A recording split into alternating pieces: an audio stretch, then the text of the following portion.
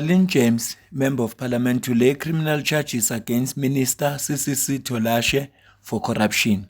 Action SA Member of Parliament, Lynn James, will on Wednesday, 8 April 2026, lay criminal charges against Social Development Minister CCC Tolashe at the Cape Town Central Police Station. This follows revelation in the minister's reply to Action SA parliamentary question, which point to a bluntly deceitful attempt to conceal the luxury vehicles from which she unduly benefited, including the failure to declare 2 luxury vehicles received from Chinese officials. Action SA will also announce further urgent action steps, including a formal request that the President immediately fire Minister Tolashe for what is clear attempt to mislead Parliament in order to cover up potential criminal conduct, rendering her continued tenure untenable. Letha lebhalwe Action SA ebiyazisa ukuthi izovula icase against uMinister we-Social Development. Kodwa ngithe ngaphambi kokuba sichaze ukuthi yini le aqamba amanga ngayo, angiqale ngikukhumbuze ukuthi becishe ngathi earlier this year, last year kuke kwakhulunywa nga-same minister. Ngicela ukukukhumbuza ukuthi kwakwathiwani ngaye, same minister. It's not acceptable. In a time we were being told that the country is going through 43% unemployment rate, 62% of young people that are unemployed, and a GDP growth rate that is tittering between 0.1 and 0.6%. And then we're going to hear that our taxpayers are using 3 million rand in New York. It is unconscionable. It is intolerable. And you should be the ones that are better leading in exercising discernment on how much money gets spent, especially with conferences. You know this. You are in leadership. So I'm saying that is what has happened, and we have learned from it and ourselves, that you will realize that with that, something that has happened. And, I'm sorry, DJ, that's not good enough. That is not good enough. You can't come on air and say, yes, we spent 3 million rand of a taxpayer's money and we have learnt our lesson. 3 million rand you've spent of taxpayers' money and you're saying that you learned your lesson. That's not good enough. Because that 3 million rand, I can imagine, even if it was 2 million rand or 1 million rand, I can imagine how much work it would have done, that 1 million rand, in a country where ordinary South Africans are being told to tighten their belts. And yet we go to spend in New York and South Africans must just say, we forgive you, next time do better. No, you are the leaders of this country, not us. You were the ones that were supposed to be setting an example. No, you're right. DG, yeah, I'm going to leave it here, but Lobe khuluma la uDirector General Social Development. Same office yakhe lo minister namhlanje okuthiwa kune corruption ekhona. Same office yakhe. Bahamba baye New York. Baspenda 3 million rand. Njengoba uDG yesho ukuthi no benza amaphutha abafundile ku isimo nje sibhekene naso la eSouth Africa. So ngifisa ukuthi ngaphambi kokuba ngikhulume ngalolu daba lolo qeda kwenzeka la insukwini, ngiqale ngikukhumbuza ukuthi konje kwathiwa nalo minister, angizange ngiyenze ivideo, ngiyakhumbula angizange ngiyenze ivideo mayelana nalolu daba ngesikhathi kwakusakhulunywa ngokukhala ukuthi kuspendeke ama-million. Nangesikhathi kuqashwe enye intombazane lapha ya okwakungafanele iqashwe, angizange futhi ngilikhava udaba lakhona, ngangibhizi. Kodwa nje ngiyafisa ukuthi ngikwazise ngoba sisesikhathini sama-elections, unyaka wama-elections lo. So funeka sazi ukuthi sivotele obani, abenzane ngasikhathi sini kuphi. Angidikhampeyini muntu kodwa, ngoba akekho ngikhokhelile ukuthi ngimkhampeyini noma ngimdikhampeyini. Angidikhampeyini muntu, kodwa siveze iqiniso linjengoba linjalo. It's not. It's not. That is why the members, the committee would raise these issues very sharply to say this cannot happen, where this department is looking like a joke, in fact. according to the things that are happening, because this is the most important department where social ills are at the all-time high, and then you find people that have no experience at all put in such key positions. So I agree with you. These are the things that should not have happened in the first place.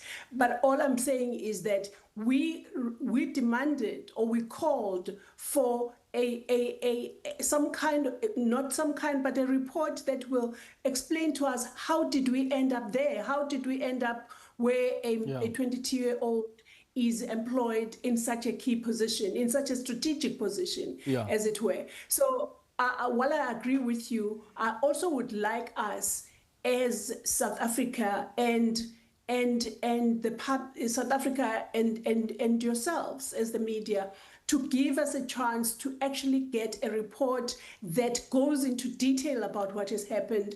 I'm not saying that anything that has been done so far is right or wrong, but I am saying we should be allowed to get this report. Yeah, well, I think it is wrong. We can say that. It's very clear. I mean, the department itself has rescinded that decision. So they don't rescind the decision, that is right. Here's a question now. No. Do you only want the minister to come and account? Because there's a memo that was sent to the Department of Social Development staff, well, announcing that this 22-year-old chief of staff has now been removed from the position. But now it's come to our understanding that, in fact, the department was warned before this appointment was made that by HR at the Department of Social Development that this 22-year-old doesn't even qualify for the job. And not because she's 22. Of course, any 22-year-old who's got the right qualifications, who's got the experience required for this position should be taken up. But when HR advised the DG that this 22-year-old doesn't qualify, doesn't have the experience, they simply ignored that. So do you expect a report from the minister, or do you want the DG to come as well and ask us some questions? Because he clearly doesn't want to talk to us. We've been chasing him since earlier today.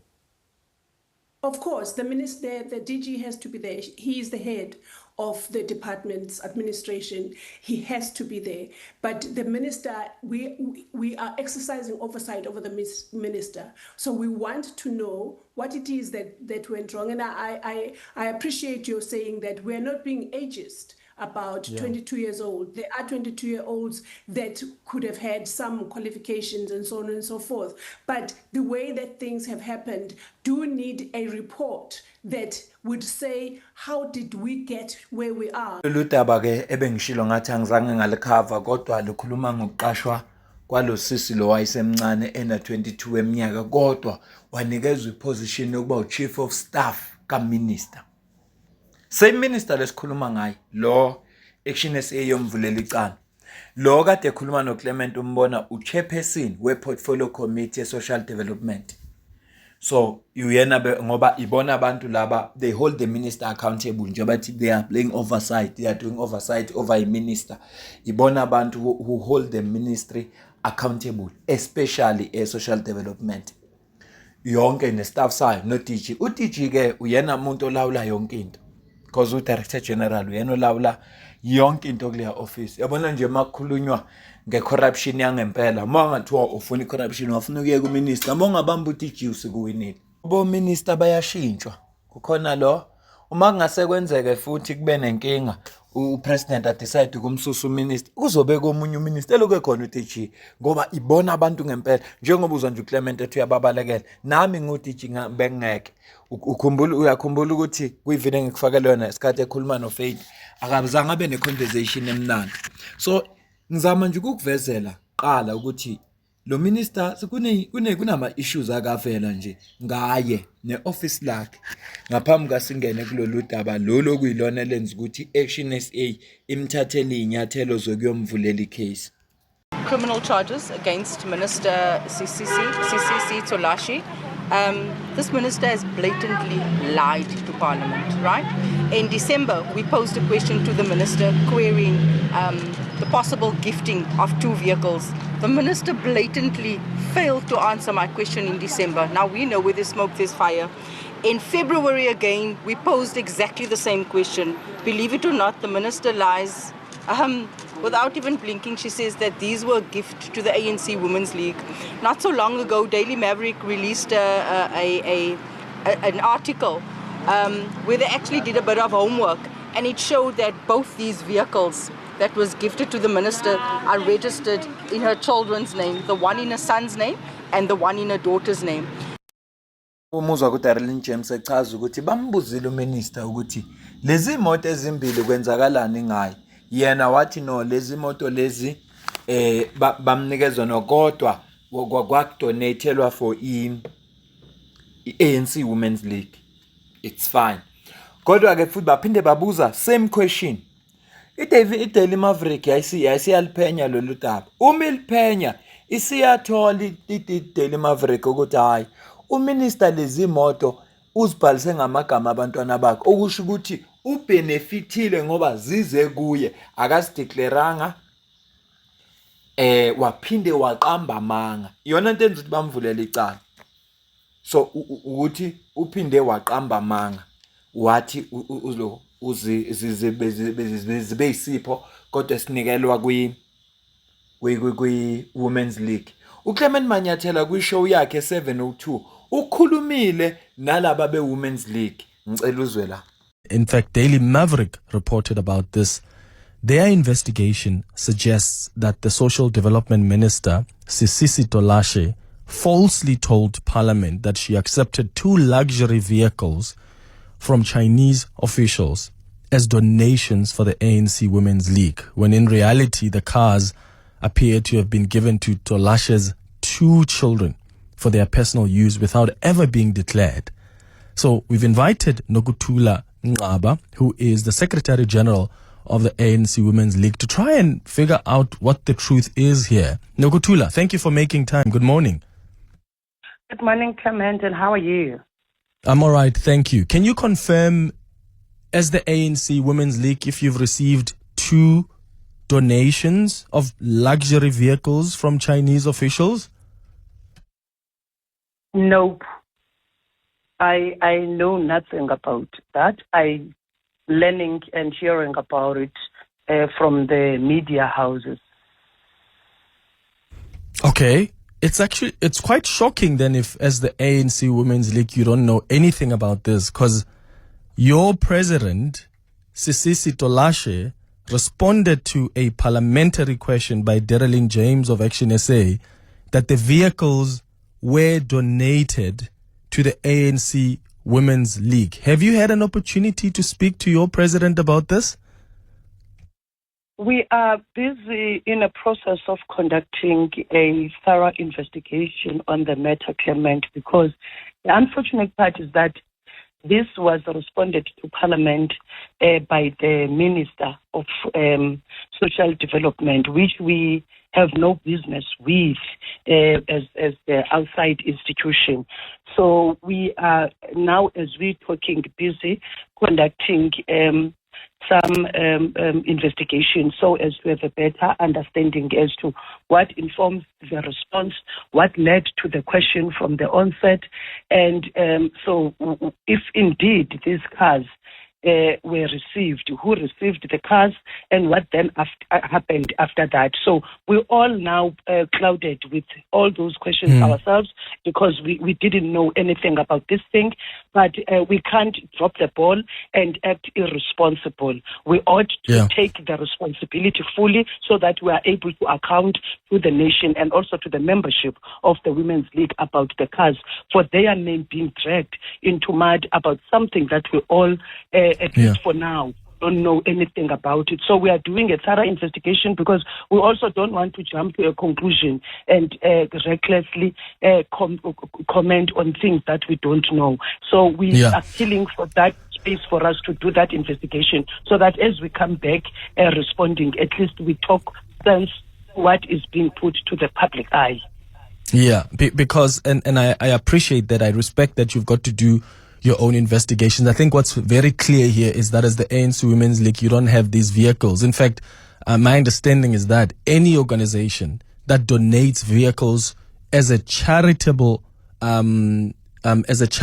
act there would be pictures of that. There would probably be a statement of that. There would have been a Smolanyana event where the cars are handed over to you as the Women's League. But as you say, there are no cars registered under the ANC Women's League, and yet the minister's response in Parliament says, and I quote here, the vehicles were donated to the African National Congress's Women's League, and there was therefore no need to declare or record the cars in the official record register or register of members' interest. Zizweleke Clement Manyathela khuluma no Secretary General Women's League. Umuntu o Secretary General ufana no CEO.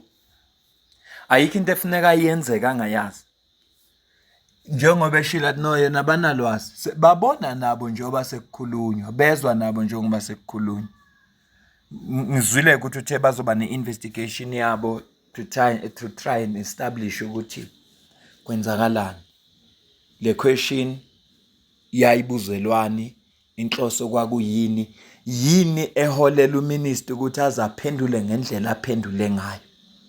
Izinto eshiwe lo sisi zibalekile lezi zinto. Zibaleka ngempela lezi zinto ayishoyo ukuthi bazokwenza investigation bona. Kodwa izobe ibheke ekuthenini yini eholela uminister ukuthi azaphendule kanje. Umbuzo ubuvelaphi? Umbuzo ubuvelaphi? Ngithi baleke lento ngoba uyabona esikhathini esiningi kuyenzeka ugcine ulahlekelwe into efune kuyizwe ngenxa ukuthi ubheke ukuthi into ivela kubani. Into ekufune kuyizwe nebheke kuwe igcina ungasayizwa. Angeke ngenzele umzekelo. Uma ngase kukhulunywe nje ngamathuba emisebenzi. Akhulunywe kabi umuntu oyilunga le EFF for example. Kanti when uyayizonda EFF yawukuthi kanti uyayizonda EFF ekugcineni kosuku kugcina sekuvela izinkulumo zokuthi awusayithathi serious lento eshiwoyo ngoba ishiwe labantu abazondayo. Ingakho ngithi ibalekile lento ayishoyo ukuthi kuzobheka ukuthi umbuzo ubuvelaphi, ubuhloseni. Uyabona ke uma sekuvela ukuthi umbuzo ubuhloseni kungenzeka kuthiwa cha uminister mhlawumbe uphushe ukuthi kungabe kusabheka ukuthi umbuzo wona ufanele ukuthi uphendulwe noma ngathi ubuzo ubani. Iyahlupha ke lonto le futhi khona ikakhulukazi kumkhakha wezepolitiki ngoba lo nombuzo ovela kwi-opposition. So kuyaziwa vele ukuthi opposition ihlezi bacuphile laba ngoba vele ebagadi laba basemandleni. Kodwa nje ngakho ngithi ibalekile lento eshoyo lo mama ukuthi siyilalelisise mayithi kuzofuneka sibheke ukuthi umbuzo lo ubuvelaphi, ubuhloseni, yini futhi eholela uminister ukuthi azagcina aphendula ngendlela aphendule ngayo. Ya iyangikhathaza nje lendlela umama asho ngayo. Ingikhathaza ngempela ngoba awukwazi ukuthi kunesimo esonakele bese wena uthi ufuna ukubheka umbuzo ukuthi ubuvela kubani. Cha, umbuzo uvelile. Asikhulume kulento esivelile futhi nawe izwayo ukuthi anizazi imoto. Kodwa ke sizozwa ngabo ukuthi after investigation bazothini. President wethu ke uya actor yena. Fanele ngimqambela amanga. Futhi yena president oyingozi kakhulu ke lo. Kunabo bonke opresident abake baba khona ngoba ukushaya kahle kuhlekwa, yazi kuhlekwa ejabulile. Kanti uzokwenzela inkinga. President esinaye kunjalo. Ngiyamesaba ngempela kwedlula bonke opresident esake saba nabo. Ngoba uma nje ufuna ukumbona manje endleleni yakhe. Buza abantu abanjengo President Zuma, abantu abanjengo Busisiwe Mkhwebane, abantu abanjengo Ace Magashule, Gigabyte uphaphile naye wakhuluma ngendaba zokuthengwa kwamavote ngesikhathi se-CR17 lapha eNazareth. Uvukelwa amacala namhlanje. So njengoba ngisho ukuthi upresident ongenankinga yasmile unothando kodwa nje manje endleleni yakhe. Buza uBusisiwe Mkhwebane uzokutshela kabanzi ngale ndoda. Inkinga lapho uma nje ungamendleleni yakhe uzokususa with a smile. Ya asilindeke yena asingasho ukuthi aka act kodwa u strategic kuyonke into ayenzayo. kungenzeka angasho lutho njengemihla yonke. Siyazi i-justice system yethu ukuthi uvula icala namhlanje lize libone emva kwesikhathi esingakanani. Konke lokho ufuna sikulindele, kodwa nje ngikwaziyo mina upresident wethu kungenzeka azithulele nje angasho lutho. Mhlambe makungase kube ne-pressure from public anga-acta, kodwa nje ngale kwalokho hayi angazithulela nje upresident, azithulele nje ngoba lena yimkhathazile. Kodwa ungakuthathi lokuthula kwakhe kancane, manje endleleni yakhe uzambona. Ingakho ngithi uyingozi lo president, uyingozi. Uyabona upresident uyingozi wedlula bonke labo president abake sake saba nabo la eSouth Africa. Mina nawe sidibane kwivideo elandelayo. Ngiyabonga.